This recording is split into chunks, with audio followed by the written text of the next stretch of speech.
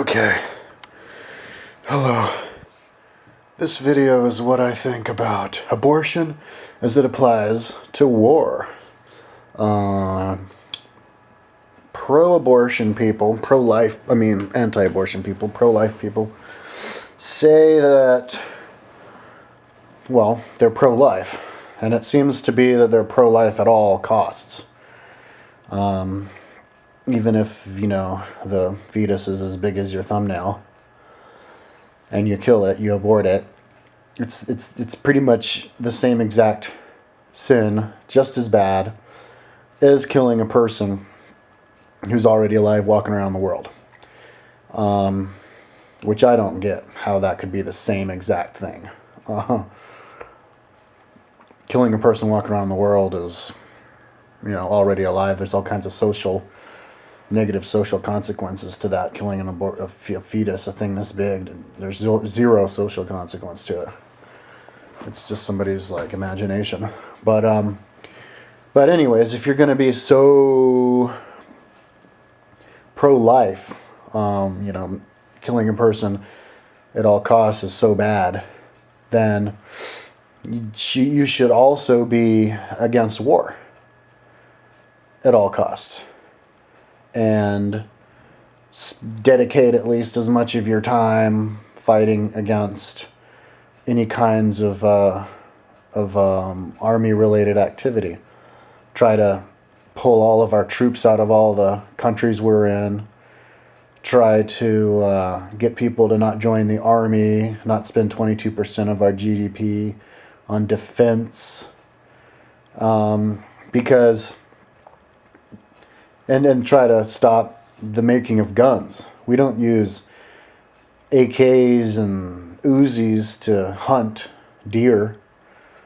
Those things are made for killing people. You don't need an AK-47. Nobody uses that to hunt. Guns are made to kill people, not guns. So fight against that. Fight against guns and money spent on war and invading countries and stuff, if you're going to be pro-life. Because a whole lot of people die and all that stuff. I suppose maybe you could say, but invading Iraq ends up saving lives in the long run. Well, that's the same exact argument that I would give for aborting a fetus. If you abort a fetus, you're saving lives in the long run. You're saving lives of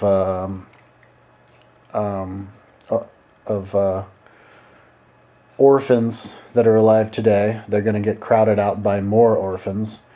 You're saving the lives in the form of improving the lives of that very mother who wants to abort the baby, and all the other orphans that would be out there competing for space with this new orphan. You would be saving the lives of all the animals and biosphere and environment that we're killing as a result of overpopulation. And you might even just save the life of society as of civilization as we know it. Save the world, like how James Bond does, saves the entire planet from destruction. You could be doing that by aborting a fetus.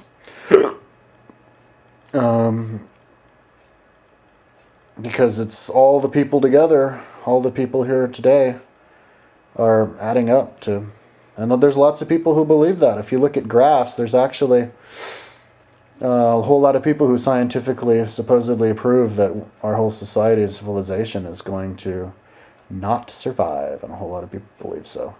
There's an economist called Chris Masterson that has a 22-part series on YouTube about it.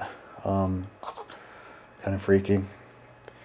How we're not sustainable. And the best way to become sustainable would be to spend our money on instead of on wars, on renewable energy and this kind of stuff. and not have as many babies. Africa, there's way too many people starving in Africa because there's just too many mouths to feed, too many babies popping out everywhere.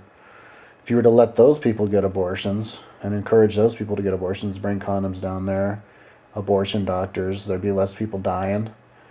And then you could import more black babies over here to America for people to adopt, and because there's not too many babies being born because people are getting abortions. So that's the argument. You're saving lives by getting an abortion. So to say that you're saving lives by killing people, it actually makes more sense to kill a fetus this big than kill people, because killing people who are already alive. See, the whole reason murder is bad is because of the negative social consequences, the way it hurts the world in a real way, not an imaginary way. The way that killing a fetus is a victimless crime. I should make a video just about how killing a fetus is a victimless crime. But killing people, there's lots of victims involved. You've seen the television, people wailing and moaning because somebody they know and love just was killed. People here in America wailing and moaning because somebody they love was killed by somebody else. Costs a whole lot of money to kill people, to bring army soldiers over there and kill people. And then it causes more people to get killed. It doesn't just cause the negative consequences for the person being killed, it causes more people to get killed after that because people want revenge. And it just keeps going and going and going like a snowball down the way. So if you are pro-life, and you also are in the army, or you don't fight against the army or do anything to try to make us spend less money on the army and defenses, then you're a hypocrite. Then you're not pro-life.